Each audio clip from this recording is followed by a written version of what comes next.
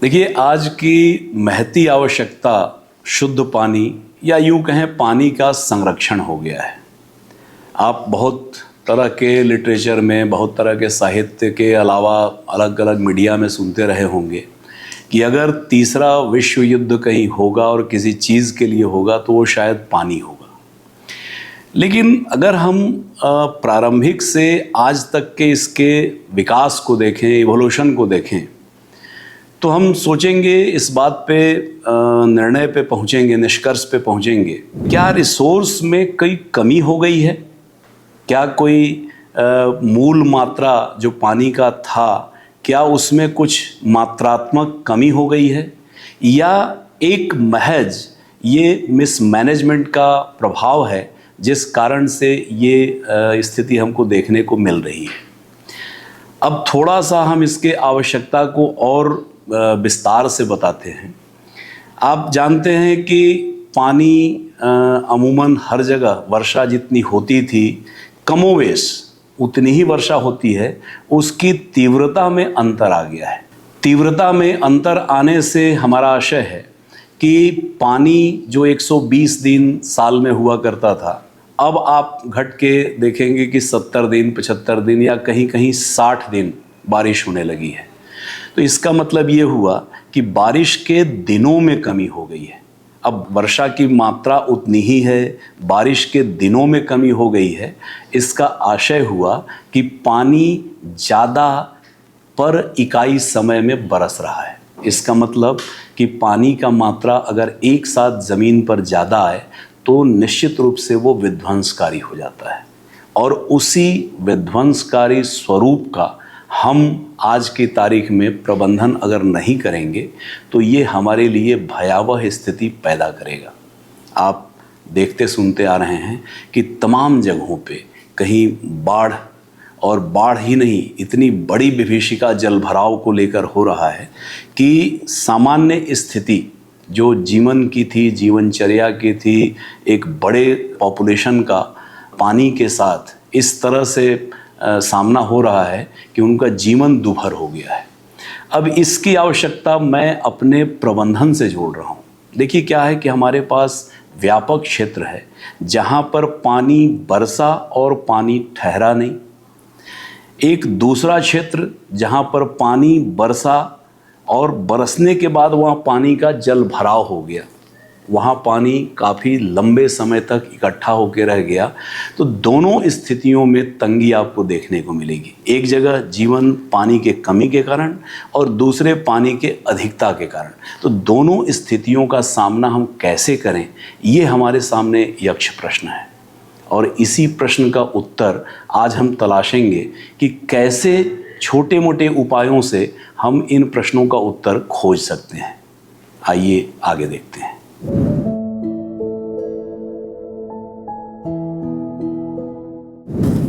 देखिए, ये भी बहुत बढ़िया और अपने आप में एक संपूर्ण प्रश्न है कि किसी भी कार्य को अगर हम योजनाबद्ध तरीके से करते हैं तो न सिर्फ उसकी सफलता वांछित होती है, बल्कि सफलता का प्रतिशत भी हमें अच्छा मिलता है। ये अच्छा प्रतिशत जो है, ये अच्छे प्रतिसाद के रूप में आपको ज़मीन पर दिखाई पड़ेगा। हमारे पास जब योजना बनाने की बात होती है तो सामान्यतया हम जो अपनी योजना खासतौर से भूजल संरक्षण के लिए बनाते हैं, उसमें हम रिज टू वैली अप्रोच, जिसको हम हिंदी में बोलें तो चोटी से घाटी तक की योजना हम आगे बढ़ाते हुए बनाते हैं। अब इसमें योजना में हमारे सामान्य दशा में हमारे पास क्या क्या चीज़ें उपलब्ध रहती हैं, तो सबसे पहले तो हम देखते हैं कि हमारे पास ज़मीनी हकीकत क्या है। ज़मीनी हकीकत देखने के लिए हमको उस मौके पे जाना होता है जहाँ पर हम इस तरह का संरक्षण कार्य करना चाहते हैं। दूसरा, हमारे पास समर्थन के लिए बहुत सारे आजकल तकनीक आ गए हैं जिसमें एक GIS टूल होता है। तो इस GIS टूल का उपयोग करके हम अपने योजना को बनाते हैं। अब इसमें बाकियों से हमारी योजना में क्या फ़र्क है? बाकी लोग भी इसी योजना, इसी तरह के, इसी कॉन्सेप्ट के आधार पर बनाते हैं।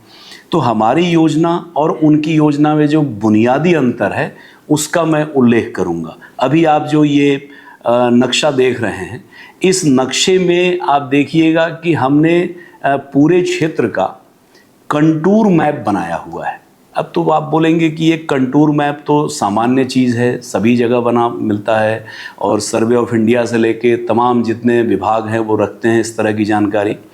तो यहाँ थोड़ा सा मैं आपको और शुद्ध रूप से बताऊं कि ये दरअसल कंटूर इंटरवल 5 मीटर का है, और ये 5 मीटर का कंटूर इंटरवल, इस अंतराल पर आपको सामान्य नक्शे नहीं मिलेंगे।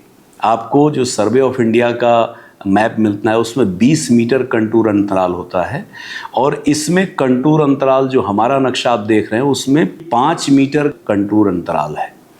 अब ये 5 मीटर कंटूर अंतराल से हमको उस क्षेत्र के तल को समझने में बहुत सहायक सिद्ध होता है।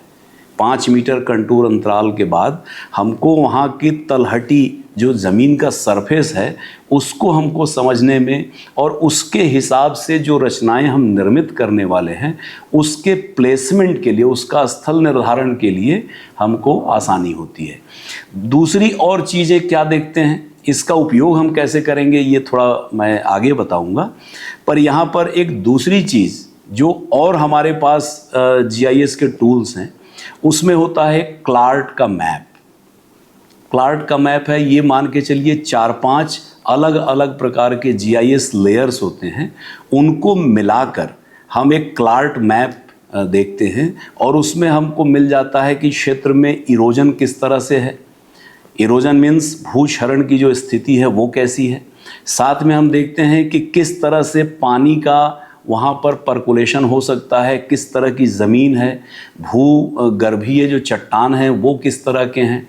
तो इन सभी GIS के जो लेयर्स हैं उसको मिलाकर हम उस योजना, उस जगह की प्लानिंग करते हैं। थोड़ा सा मैं और एलाबोरेट करूं कि हमने 5 मीटर जो कंटूर इंटरवल का नक्शा है उसका क्या करते हैं। उसमें एक महत्वपूर्ण चीज़ है कि उस 5 मीटर कंटूर इंटरवल के हमारे पास जो नक्शे हैं उस नक्शे के आधार पर ये नक्शा हम बनाते हैं। ये बनाते कैसे हैं, तो ये ग्लोबल मैपर एक फ्री सोर्स का टूल है, GIS टूल है। ये फ्री सोर्स का GIS टूल, इसके मदद से हम किसी क्षेत्र का जो 5 metre contour interval, 2 metre contour interval का हम नक्शा बना सकते हैं। तो हमारे पास अब जो नक्शा बना, इस नक्शे के आधार पर हम देख लिए कि किस क्षेत्र में स्लोप जेंटल है और किस क्षेत्र में स्लोप तीव्र है। जब तीव्र स्लोप होता है, जहाँ पर 25 डिग्री से हम अधिक मात्रा का स्लोप देखते हैं, तो वहाँ पर हम उसको तीव्र स्लोप बोलते हैं। और 25 डिग्री के ऊपर कोई भी जो वैज्ञानिक है वो आपको एडवाइस नहीं करेगा कि कोई रचना वहाँ निर्मित की जाए। लेकिन यहाँ पर ये देखना होगा कि अगर रचना निर्मित नहीं किया जाना है तो करना क्या है। क्या 25 डिग्री के ऊपर पूरी तरह से उसको यूं ही छोड़ दिया जाए? तो यहाँ पर एक प्रश्न का उत्तर हम देने का प्रयास करते हैं कि 25 डिग्री से ऊपर है तो उसमें मृदा को लूज किए बगैर, मृदा को कहीं से भी कटाव छटाव किए बगैर अगर मृदा वहाँ उपलब्ध है, क्योंकि 25 डिग्री के ऊपर सामान्यतया मृदा की मात्रा आपको कम मिलेगी। 25 डिग्री के ऊपर अगर मृदा की मात्रा है तो निश्चित रूप से मान के चलिए कि मृदा में क्ले की मात्रा ज़्यादा होगी। अब क्ले की मात्रा ज़्यादा होगी तो यहाँ एक तकनीकी शब्द आएगा कि क्ले का मतलब जब एंगल ऑफ रिपोज, ये जो प्राकृतिक समानांतर तल है उससे जो उस मिनरल का है, जो उस सॉइल के मात्रा का है जिसको हम क्ले बोल रहे हैं, तो क्ले का सरफेस के साथ जो कोण बनता है उसको हम एंगल ऑफ रिपोज बोलते हैं। ये एंगल ऑफ रिपोज इसका सामान्य दशा में 35 से 38 होता है। इसका मतलब ये हुआ कि 35 से 38 डिग्री स्लोप जो रहेगा वो सामान्य दशा में वहाँ पर पाया जा सकता है, लेकिन उतना प्योर क्ले शायद आपको क्षेत्र में ना दिखाई पड़े। तो ये सामान्यतया 35 डिग्री तक हम मान के चलते हैं। अब यहाँ से आता है कि इतना अगर स्लोप है और क्ले की मात्रा थोड़ी ज़्यादा है, इसका मतलब उस स्टेज तक प्राकृतिक रूप से ये स्टेबल हो सकता है, वहाँ पर स्थायित्व प्राप्त कर सकता है। इसके बाद उस पर हम आधारित रचनाओं को वहाँ प्रस्तावित करते हैं। तो इस तरह से आप देखेंगे कि आपके जो रचना बन रही हैं, रचनाओं का जो प्रस्ताव है किन किन ढाल मात्रा के आधार पर, यहाँ पर आपको हम दिखाना चाहेंगे कि ढाल की मात्रा अगर 25 डिग्री या उसके आसपास है तो कौन कौन सी रचनाएं बनेंगी। आपका अगर 15 से 25 डिग्री का ढाल है तो उसमें कौन कौन सी रचनाएं बनेंगी। 5 से 15 डिग्री है तो उसमें कौन कौन सी रचनाएं बनेंगी, और 0 से 5 डिग्री है तो उसमें जल संरक्षण की कौन कौन सी रचनाएं बनेंगी। ये हमारे पास एक मानक स्तर का बना हुआ है जिससे मिनिमम क्षरण के साथ हम अप्लाई करते हैं और उससे हमको अधिकतम लाभ प्राप्त होता है। तो इस तरह से हम योजना और इन सभी को हम जोनेशन के साथ, किस जोन में हमको काम करना है, नक्शे पे आप देख सकते हैं कि इसमें हम जोनेशन करके 3 जोन या 4 जोन को कूप में बांट के और उसके बाद इसका हम एक प्रस्ताव अपने तरफ से प्रस्तुत करते हैं। तो ये हमारा परियोजना निर्माण का चरण है और इसको बनाने के लिए जो हमारा सबसे जो 2 मानक स्तर की चीज़ें हैं, एक शब्द होता है कि time of concentration. Time of concentration, अब ये एक नया शब्द है, लेकिन ये मान के चलिए कि वाटर शेड में जो दूरस्थ सिरे पे अगर एक पानी का बूंद गिरता है, उस पानी के बूंद को प्राकृतिक रूप से ग्रेविटेशनली धीरे धीरे वो नीचे आता जाएगा और वो पानी किसी वार्षिक बहने वाले नदी में या नाले में आकर मिलता है, तो जितना समय वो लेता है नीचे पहुंचने में, इसको हम टाइम ऑफ कंसंट्रेशन कहते हैं। और ये टाइम ऑफ कंसंट्रेशन को बढ़ाना जितना ज़्यादा हम कर सकें, ये हमारा मूल मंत्र होता है भूजल संरक्षण के योजना निर्माण का और क्रियान्वयन का। तो यहाँ पर टाइम ऑफ कंसंट्रेशन जो है ये सबसे महत्वपूर्ण शब्द हो जाता है और इसी पर आधारित हमारी पूरी रचनाएं बनती हैं। एक बड़ा अच्छा मंत्र है इसमें कि अगर गांव का पानी और गांव की जवानी गांव में रोक ली जाए तो गांव का कायाकल्प हो जाए। पूरी इकोनॉमी जो है, पूरा अर्थव्यवस्था, अर्थतंत्र इसी के इर्द गिर्द घूमता है कि गांव का पानी और गांव की जवानी गांव में रोक ली जाए। तो ये निसंदेह आपको सबसे अधिक विकसित और गांव में अपने आप में समृद्धि का एक वाइज बनेगा।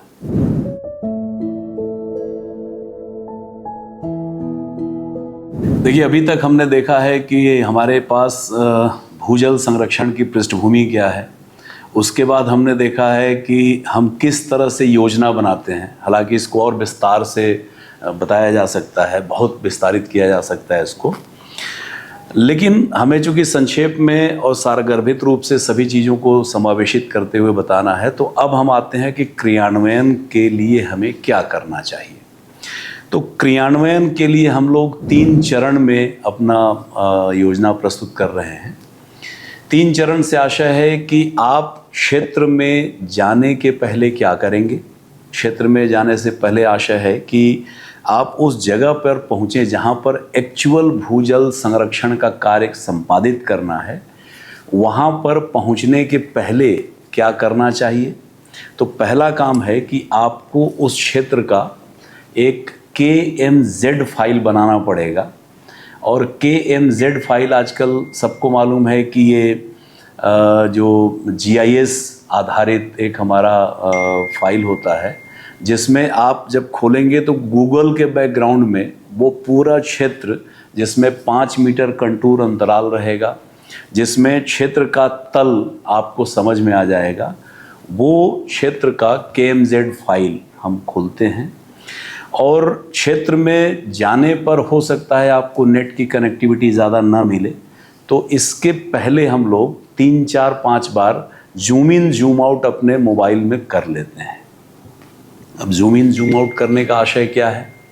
जूम इन जूम आउट करने का आशय ये है कि उसके अपने मेमोरी में, जो हमारा मोबाइल है वो अपने मेमोरी में उस क्षेत्र विशेष के बारे में जो जानकारी निहित रखता है, वो जानकारी वहाँ पर खोलने पर ऑफलाइन में भी वो काम करना शुरू कर देता है। तो हमारे पास KMZ फाइल हो गया, हमने जूम इन जूम आउट कर लिया। उसके बाद हम अपने बाकी योजना को लेकर, जो हमने परियोजना प्रतिवेदन तैयार किया है, इसको लेकर हम क्षेत्र में पहुंचते हैं।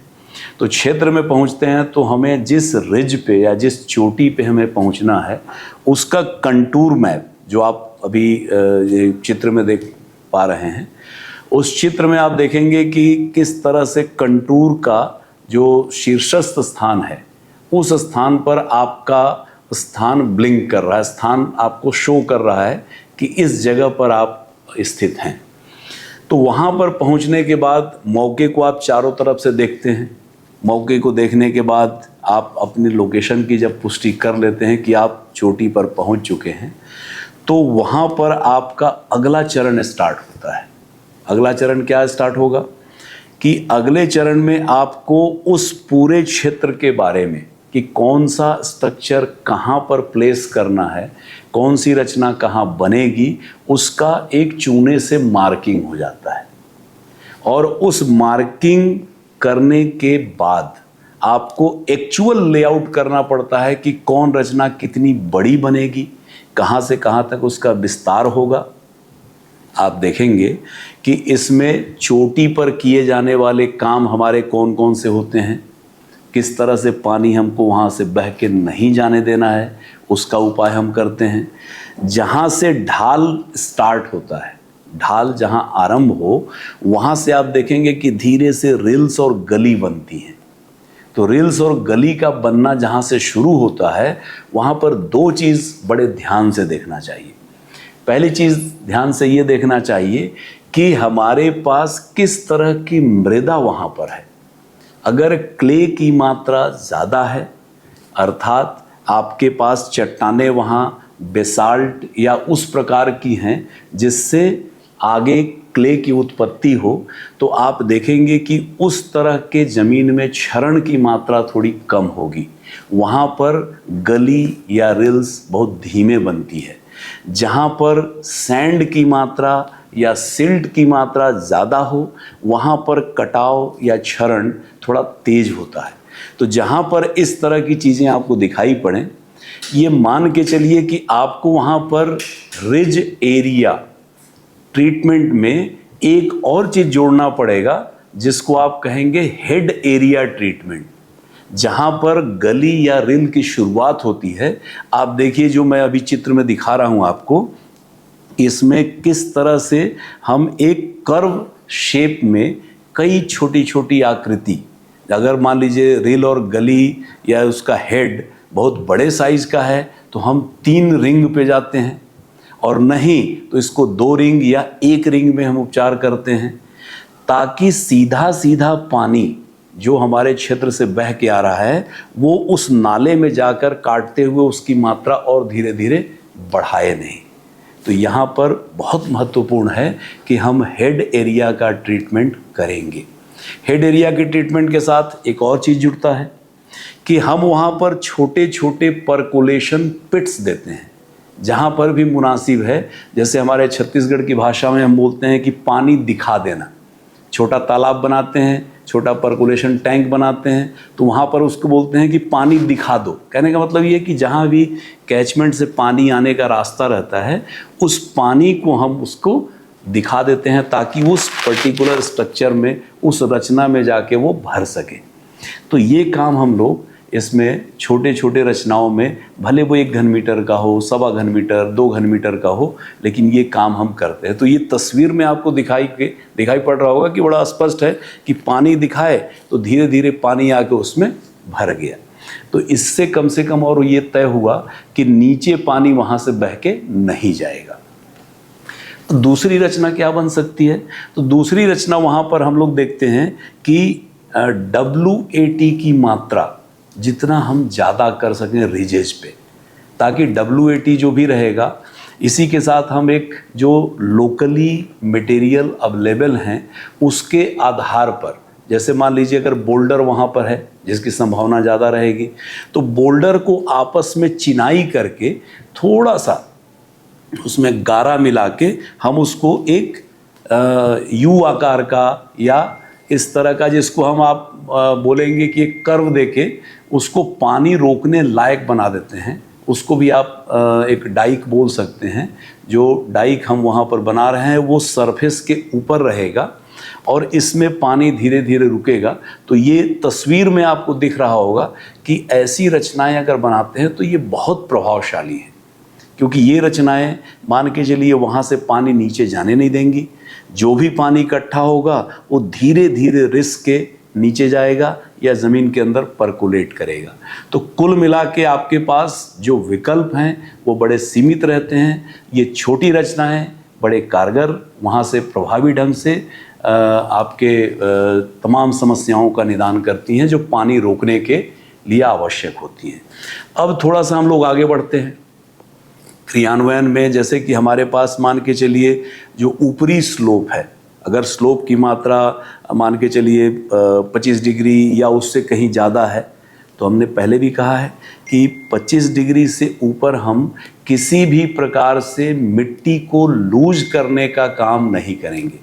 अर्थात मिट्टी जैसे लूज होगा वो पानी के प्रवाह के साथ या ग्रेविटेशनली भी धीरे धीरे नीचे चला जाएगा और भूक्षरण की मात्रा बढ़ जाएगी। तो यहाँ हमारा प्रयास रहता है कि ज़्यादा से ज़्यादा हमारा प्रयास रहे कि उस जगह पे हमको सॉइल को लूज ना करना पड़े। तो ये प्रयास हमारा रहेगा। लेकिन साथ में हम देखते हैं कि ये जो रचनाएं, अगर मान के चलिए पत्थर वहाँ पे हमें मिल गया या कोई ऐसी चीज़ जिसको हम चिनाई करके वहाँ बना सकते हैं, जिसको हमने डाइक कहा, इसको हम बतौर सेप्टा के रूप में वहाँ पर हम स्थापित कर सकते हैं। और वो स्थापित सेप्टा जो रहेगा अगेन वो पानी रोकेगा और पानी का रिलीज भी बड़े आसान तरीके से करेगा, जिससे कटाव की संभावना नहीं रहेगी। तो ये तस्वीर से आपको स्पष्ट हो रहा है। ये मान के चलिए हमारे क्षेत्र में लगभग अभी हमने करीब 2000 के आसपास इस तरह के सेप्टा का निर्माण हमने किया है। तो ये आप देखेंगे, ये ऊपरी स्लोप की हम बात कर रहे हैं, जहाँ पर हम कटाव को किसी भी तरह से रोकना चाहते हैं, पानी का किसी भी तरह से इन्फिल्ट्रेशन कराना चाहते हैं, तो ये उस जगह के लिए आवश्यक होता है। इसके अलावा WAT के अलावा वहाँ पर छोटे छोटे अगर रेल्स और गली हमको दिखाई पड़ते हैं तो ब्रशवुड चेक डैम में, चाहे सिंगल पोस्ट हो चाहे डबल पोस्ट हो, ये दोनों ब्रशवुड चेक डैम हम वहाँ पर बना सकते हैं। ये रचनाएं बहुत कारगर होती हैं और स्थानीय उपलब्ध जो सामग्री है हमारे पास, वहाँ का जो वेजिटेशन का जो टूटा फूटा भाग मिलता है, उससे हम करा सकते हैं। तो उसमें हमको अलग से सामग्री की आवश्यकता नहीं पड़ती। इसके अलावा हमारे पास जो पत्थर हैं, तो उसके लिए अगर ज़्यादा प्रवाह, कहीं मान लीजिए 100 मीटर 150 मीटर की लंबाई से सीधा पानी आ रहा है और रास्ते में बनाने के लिए कहीं कोई उपाय नहीं है और तीव्र ढाल है, तो ऐसे में एक जगह पे जहाँ पर वो पानी आके पहली बार किसी ज़मीन को या स्थल को हिट करता है, वहाँ पर ज़रूरी है कि छोटा सा गैबियन स्ट्रक्चर बनाया जाए। तो वहाँ पर गैबियन स्ट्रक्चर बनाना चाहिए। इस तरह की चूँकि स्ट्रक्चर हमारे पास जो हमने बनाया है, चूँकि क्षेत्र हमें बहुत उपयुक्त उस तरह का नहीं मिला था, इसलिए मैंने वो स्ट्रक्चर यहाँ पर आपको दिखा नहीं रहा हूँ, लेकिन वो वास्तविकता में है कि इस तरह की रचनाएं बन सकती हैं। आगे चलिए, तो आगे कोशिश करें कि ऐसे जगह पर जहाँ पर बहुतायत में बोल्डर है, बहुतायत में छोटे छोटे पेबल्स हैं, वहाँ पर छोटे छोटे सीड बॉल आप दे सकते हैं, जो हार्डी स्पीशीज़ के, जो कठिन परिस्थितियों में उगने वाली प्रजातियां हैं, उनके वृक्षारोपण के रूप में वो आगे दिखेंगी।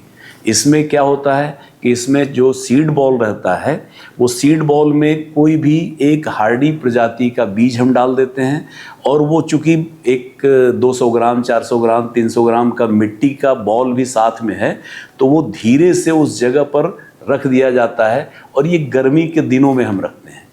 जब हम उसको रख देते हैं तो बरसात के दिनों में जैसे नमी पाएगा वहाँ से अंकुरण आएगा और उस अंकुरण से पौधा बन सकता है जो देर सवेर उस जगह को अपने जड़ों के माध्यम से बांधने में सफलता प्राप्त कर लेगा। तो ये कुल मिलाकर 25 डिग्री के ऊपर की बात हो गई। अब 25 डिग्री के नीचे अगर हम देखें तो 15 से 25 डिग्री के बीच में भी हमारे पास जो स्टैगर्ड कंटूर ट्रेंच, ये रचना आपको ये तस्वीर में दिखाई पड़ रही है। कंटिन्यूअस कंटूर ट्रेंच, ये भी आपको रचना दिखाई पड़ रही है। छोटे आकार के गैबियन रचनाएं, ये भी आप देख सकते हैं। इसी के साथ जो ब्रशवुड चेक डैम है वो आप देख सकते हैं। आप देख सकते हैं कि स्टोन की बंडिंग कैसे हम कर सकते हैं लगातार।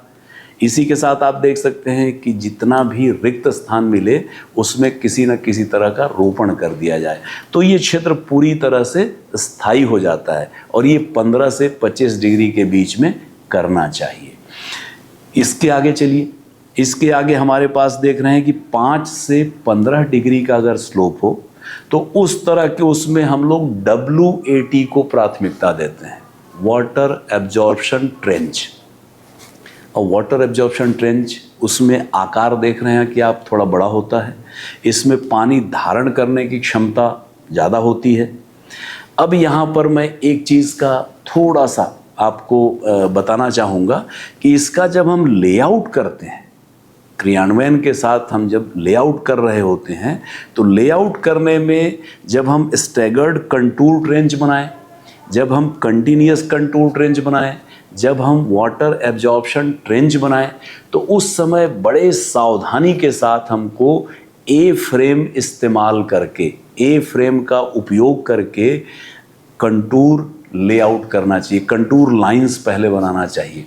उसके बाद जो साइज मुनासिब हो, जो साइड वहाँ पे परमिसिबल हो, उस साइज के आकार का हमको वो रचना निर्मित करनी चाहिए। तो यहाँ पर कंटूर का लेआउट करना बहुत महत्वपूर्ण है। अब कंटूर लेआउट करने में कहीं कहीं कभी कभी चूक हो जाती है।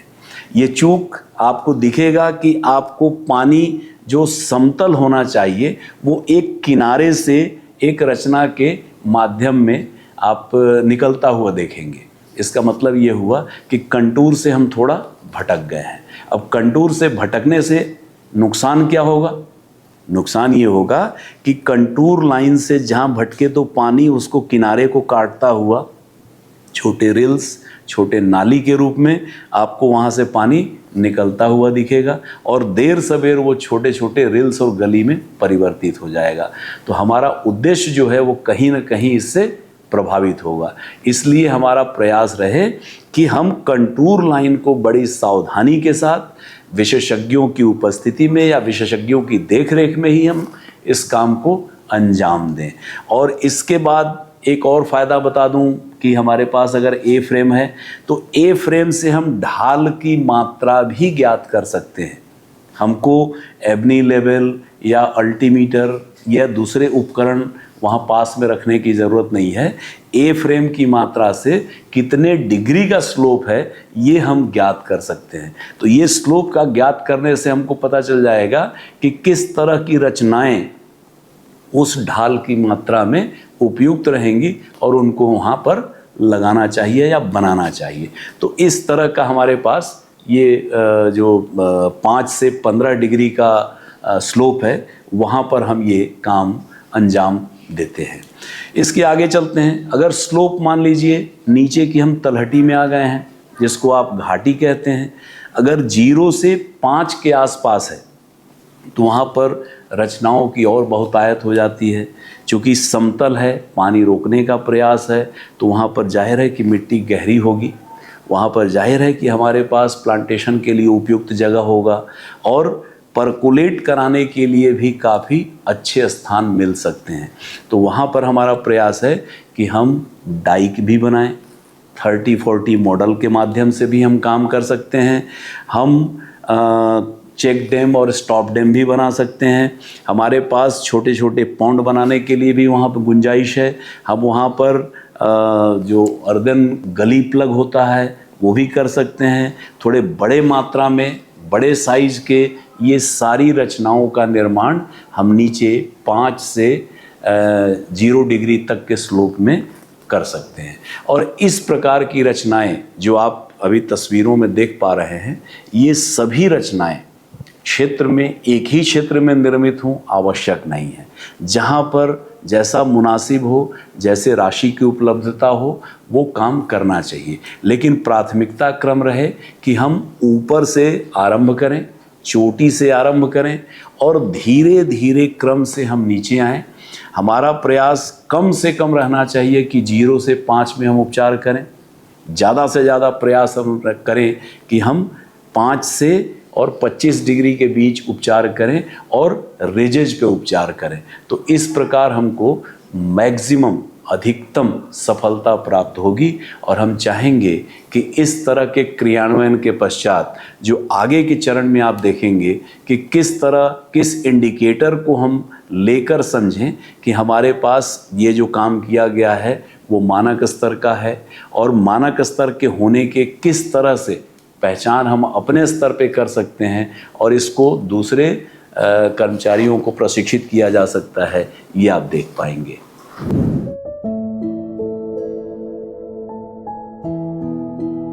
बहुत ही महत्वपूर्ण प्रश्न है कि इसमें हमको किस तरह से अपने आप में समझ हो जाए कि हमारा काम एक वास्तविक रूप से सही तरीके से मानक स्तर का हुआ है। तो इसके लिए 2-3 पहचान हैं। पहला चीज़ तो ये मत बताऊं कि जैसे भूजल संरक्षण के लिए जो मानक विश्व में स्थापित है वो है सबसे पहला टेरेसिंग। टेरेसिंग का अर्थ है कि जब सीढ़ी नुमा खेत हम बना देते हैं तो उसमें पानी का प्रवाह आप देखेंगे कहीं एक जगह से बहुत तेज नहीं हो सकता, लेकिन आपके भूगर्भीय चट्टान या वहाँ का तलहटी, वहाँ की फिजियोग्राफी आपको ये परमिट नहीं करती कि आप सभी चीज़ों को एक स्थान पर टेरेसिंग के रूप में कन्वर्ट कर सकते हैं। तो दूसरा हमारे पास विकल्प आता है। दूसरा विकल्प होता है बायो इंजीनियरिंग का। अभी तक जो मैं चर्चा कर रहा था कि जितनी भी हमारे पास रचनाएं हैं, जो भी हम स्ट्रक्चर्स बनाते हैं, वो पानी कितना वहाँ बरस रहा है और उस बरसते हुए पानी को बहने से या तेज बहने से रोकने के लिए हमारे पास कितनी रचनाएं होनी चाहिए। हमारे पास अगर वो स्थित है तो उसके बाद हम जाते हैं कि बायोलॉजिकल सिस्टम से उसको हम कैसे स्थापित करें। जो भी रचनाएं हैं वो गाद भी रोकेंगी, वो पुराने क्षेत्र में ज़्यादा से ज़्यादा मॉइस्चर रेजिम बढ़ा के रखेंगी। जो आर्द्रता है उस क्षेत्र की वो ज़्यादा से ज़्यादा आपको दिखाई पड़ेगा और लंबे समय तक दिखाई पड़ेगा।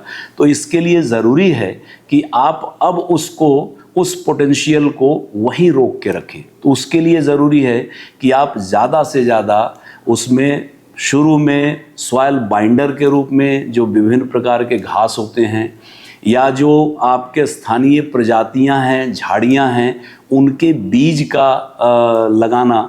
तो बीज लगाने के लिए आप देख रहे हैं कि पीछे के क्षेत्र में जो आप WAT, कंटूर बर्न्स और कंटिन्यूस कंटूर बर्न्स और इस तरह की जो भी रचनाएं हमने निर्मित की हैं, उसमें पीछे की रचनाओं को, पीछे के बंड को हमने समतल कर दिया है और समतल करने के बाद उस पर बीज लगाया है। तो बीज से उसमें जो पौधे निकलेंगे उसमें जड़ का विकास होगा, जड़ उसको बांध के रखेगा और न सिर्फ पुनरुत्पादन प्राप्त होगा बल्कि मिट्टी को भी वहीं रोकने में कामयाब होगा। तो बायो इंजीनियरिंग का मतलब हुआ कि इंजीनियरिंग रचनाएं बनेंगी और उसके अगले वर्ष आपको वहाँ पर किसी न किसी तरह का प्रजाति का प्रवेश कराना पड़ेगा, प्रजाति का इंट्रोडक्शन करना पड़ेगा, चाहे वो घास हो, चाहे वो वृक्ष प्रजातियां हों, चाहे झाड़ी नुमा हों, चाहे क्लाइंबर हों, किसी भी तरह की प्रजाति वहाँ पर लगे जिसकी जड़ें उन मिट्टी को पकड़ के बांध के रख सकें। और ये जब सारी रचनाएं अपने आप में बन जाएंगी तो वहाँ से पानी नहीं जाएगा। इसके पहचान के लिए हम लोग कुछ चीज़ देखते हैं कि इसमें आपको दिखाई पड़ेगा कि नीचे की जो बनी रचनाएं हैं उसमें गाद कम इकट्ठा होगा। दूसरी बात कि जब गाद कम इकट्ठा होगा और रचनाएं हमारी ठीक बनी हैं तो पानी जो बहेगा उस क्षेत्र में पहली बारिश के बाद जितने भी बार बारिश हो आप पानी देखेंगे कि उसमें साफ पानी बह रहा है। तो साफ पानी का बहना और गाद का कम इकट्ठा होना ये आपका सूचक है, इंडिकेटर है कि ये आपको सीधे बताता है कि आपकी रचनाएं सही निर्मित हुई हैं।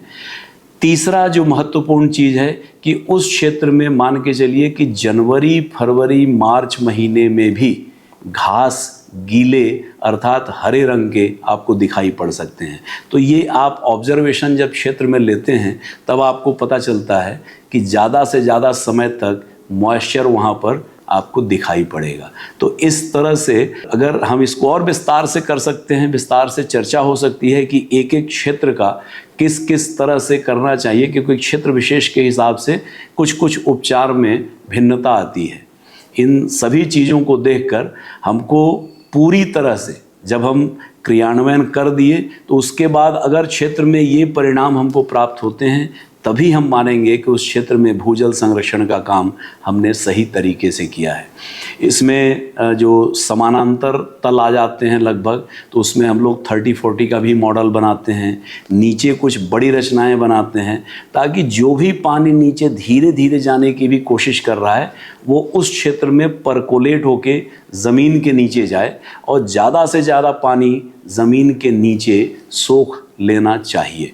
तो इस प्रकार से हमारा भूजल संरक्षण का काम किया जाता है और अगर ऐसे करते हैं तो हमारे पास परिणाम जो रहेंगे ये सुखद रहेंगे और हम अपने ऑब्जेक्टिव्स को अर्थात उद्देश्यों की प्राप्ति कर पाएंगे।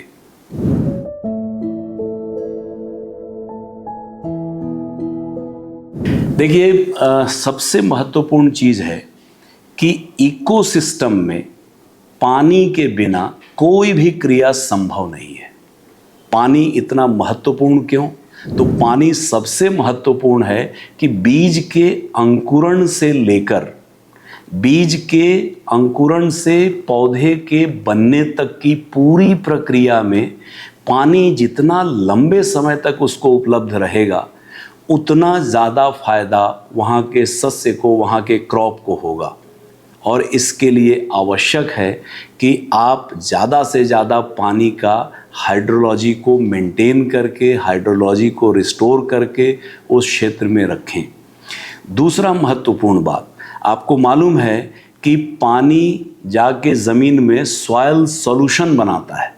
सॉइल सॉल्यूशन का अर्थ है कि इसमें विभिन्न प्रकार के जो इनऑर्गेनिक, ऑर्गेनिक सब्सटेंसेस रहते हैं, जो बहुत सारे लवण, खनिज लवण ये सब रहते हैं, ये पानी में घुलने के बाद ही पौधे उसको अवशोषित कर पाते हैं। तो इसका मतलब ये हुआ कि अगर लवण वहाँ उपलब्ध है और पानी नहीं है तो मान के चलिए पौधा उसको नहीं ले पाएगा। तो इसके लिए ज़रूरी है कि पानी वहाँ पर हो। तीसरी महत्वपूर्ण बात कि अगर पानी वहाँ पर रहेगा तो रासायनिक क्रियाएं तेज होंगी।